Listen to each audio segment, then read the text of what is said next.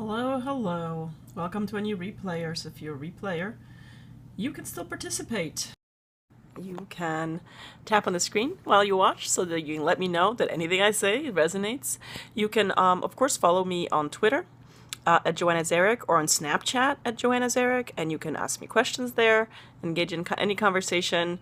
And if you have specific questions about your situation, I'm happy to help you with that. So, if you're new, or if you're just joining, my name is Joanna Zarek, and I do a daily Money Habits broadcast at 10 a.m. Central Time. A couple of reasons for that is that money doesn't sleep, so we should be paying attention to it just a little bit every single day. I do compare in today's digital world, paying attention to your money like you pay attention to everything else that's going around you. You wake up, you get on your phone, you check all these other things that you think matter to you, but a lot of people don't attend to their money. So one of the things that I encourage people to do, and something I've done for a long time now, is to just really, spend a few minutes every day thinking about, assessing your finances, seeing where you are, and it's just minding your money, right? And if you develop that habit, you will always stay on top of it, right? That there'll be no surprises. Like that's the actual goal. Is like money should never be a surprise. It shouldn't be a surprise when you have some. Like it shouldn't be a windfall, and it shouldn't be a struggle. So the more you pay attention to your money on a regular basis, the better off you will be in working towards whatever your goal is. So what is the goal that I try to engage people with? It's this idea of being financially free. And that can mean a variety of different things to different people, really to relieve yourself of the stress that money can bring in your life. It's one of the biggest stressors that people talk about. It causes people a lot of anxiety. We all know that, money is kind of it's the proverbial currency of life in today's world, right? This is kind of how we achieve things, how we trade value with each other, how we acquire things. So it's something to pay attention to. So on Sundays, I talk about kind of savoring what it is that you've built. And I think that one of the things that people aren't really clear on is what it is that their wealth, or any amount of financial freedom, what can it afford for them, right? Like if you have no purpose for your money, then it's just going to leave you, right? It's like if you don't have a clear relationship goal for your money, right? It's by the way, with any relationship, if you don't, as you get older and older, what you realize is like the happenstance of life, like people aren't going to want to hang out with you unless there's a clear value that it holds in between the two of you, right? It could just be that you have fun together. It could be that you have a meaningful relationship. No, Polish though. And ja nie говорю по-русски. And so that I want people to see that in a positive light, right? And I think that shifting the relationship with money from kind of a negative, scared, fear to a positive light and saying, what can money do for you, right? And I think that you really need to be clear about those goals, right? As many people who do goal setting, so you have to write it down. And so what's interesting is I found a sheet of paper that was my happiness plan. I used to I made this template. I probably only used it a couple times, but this was from 8 years ago. So 8 years have gone by since I've written this. Plan, and it's so fascinating to see hello, how are you? And it's so fascinating to see the things, and you may not achieve everything. Like we can't predict the future, right? So like life happens, circumstances change, but you need to be intentional in life, and then you need to check, like, are you making progress towards what you wanted to accomplish, right? And then how does money facilitates that? It doesn't get you anything, right? It's how you use it. It buys you options. So make sure that you're real clear why taking the hard steps to develop good money habits, to have better money mindsets, and to start paying attention to it, why that's important, right? Like, I think that that's the starting point.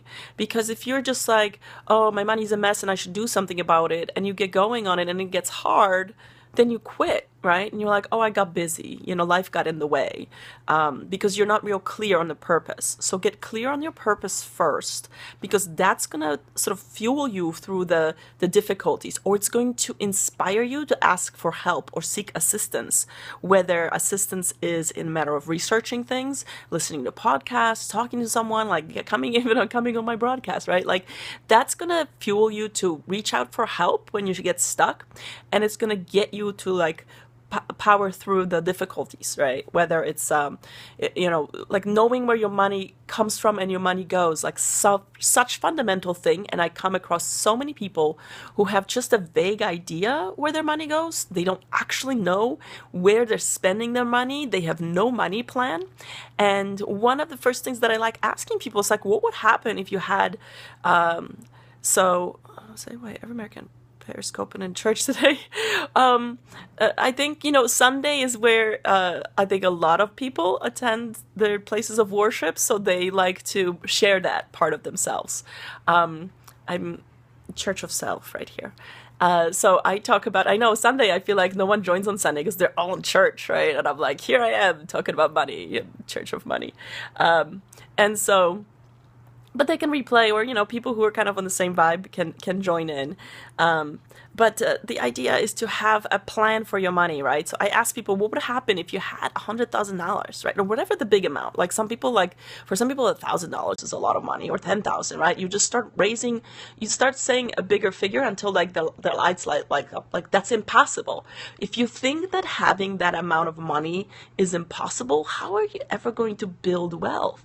Because all wealth means is holding on to money. Right? It's holding it and giving it purpose. It's investing it. It's making it grow.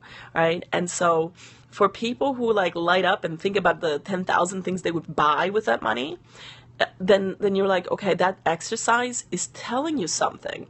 If you can't imagine yourself just holding on to that amount of money because you've just spent it all in your imagination, then it's going to be really, really difficult. So mindset has to be first, important goals, and then understanding how things work, right? So again, I'm going to harp on this. 5 components of wealth building, right? Income, you've got to have money coming in. You've got to figure out how that works, solve that problem. How are you adding value into the world, into other people, so they're exchanging it for a larger amount of money, right? Whether it's your time, whether it's a skill that you're learning, whether it's a side hustle, you've got to figure out how you add value. So figure out the income equation.